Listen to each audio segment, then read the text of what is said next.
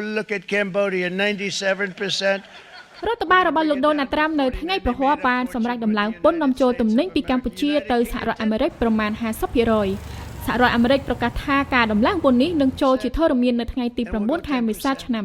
2025 អ្នកធ្វើការលើវិស័យកាដេនិងអ្នកតាមដានស្ថានភាពសេដ្ឋកិច្ចយល់ឃើញថាការដំឡើងពន្ធនេះនឹងប៉ះពាល់ដល់ការងាររបស់កម្មករក្នុងប្រទេសកម្ពុជាវាប្រកាសណាស់វាអាចនឹងរងផលប៉ះពាល់ដល់កម្មករយោជិកបើសិនណាយើងបាត់បង់ពួកគាត់នៅក្នុងវិស័យហ្នឹងណាចាហើយកម្មករយោជិករបស់យើងជាប្រវត្តិរបស់យើងនឹងរងផលប៉ះពាល់ផ្ទាល់ទៅលើរឿងហ្នឹងទី1យើងអាចថាយើងបាត់បង់ការងារទី2យើងអាចថាយើងសេដ្ឋកិច្ចរបស់ពួកយើងកាន់រៀងដុនដាបជាងមុនដោយសារយើងអាចទៅលក់ដូរមុខរោងចក្របានអីផ្សេងហើយរោងចក្រនឹងថយចុះអីផ្សេងប្រកបជាបាត់បង់ការងារគាត់អាចទៅចំណាក់ស្រុកឬក៏ធ្វើអីផ្សេងទៀតដែលគាត់មិនចង់ធ្វើជាដើមវាជារឿងមួយដែលថ្នាក់ដឹកនាំធំត្រូវតែមានការទៅជែកគ្នា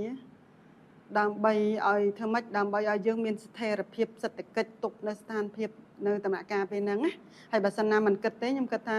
គាត់នឹងប្រឈមហើយគាត់នឹង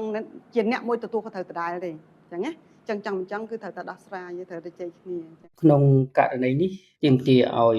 រាជរដ្ឋាភិបាលនឹងត្រូវមានវិធានការបន្ទាន់ជាពិសេសគឺវិធានការនៅក្នុងការផ្លាស់ប្ដូរឥរិយាបថការទូតការចរចាផ្នែកពាណិជ្ជកម្មជាមួយនឹងរដ្ឋាភិបាលអាមេរិកជាពិសេសជាមួយនឹងតំណាងពាណិជ្ជកម្មរបស់សហរដ្ឋអាមេរិក USTR ណាព្រោះថាវិស័យវិជ្ជាភ័ណ្ឌកាត់ដេរស្បែកជើងផលិតផលធ្វើដំណើរនេះវាជាផ្នែកមួយធំ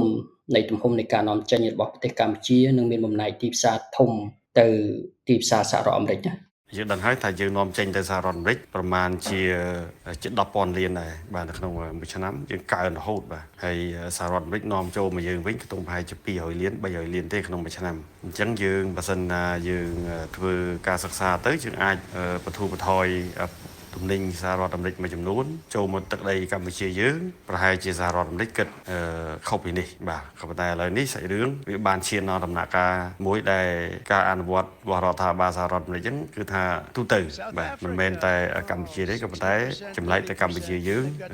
ការឆាយពន្ធហ្នឹងគឺការដំឡើងនឹងឯងរហូតដល់ទៅ49លើសគេលើឯងបាទចំណែកសមាគមសភាពាណិជ្ជកម្មអាមេរិកនៅកម្ពុជាហៅកាត់ថា AmCham បានអំពាវនាវឲ្យរដ្ឋបាលដូណាល់ត្រាំលុបចោលការដំឡើងពន្ធនេះរដ្ឋាភិបាលកម្ពុជាអះអាងថាខ្លួនកំពុងតែតាមដានសេចក្តីសម្រេចរបស់រដ្ឋបាលអាមេរិកគូបញ្ជាក់ថាទំនិញសំខាន់ដែលកម្ពុជានាំចេញទៅអាមេរិករួមមានដូចជាសម្លៀកបំពាក់ស្បែកជើងនិងផលិតផលធ្វើដំណើរជាដើម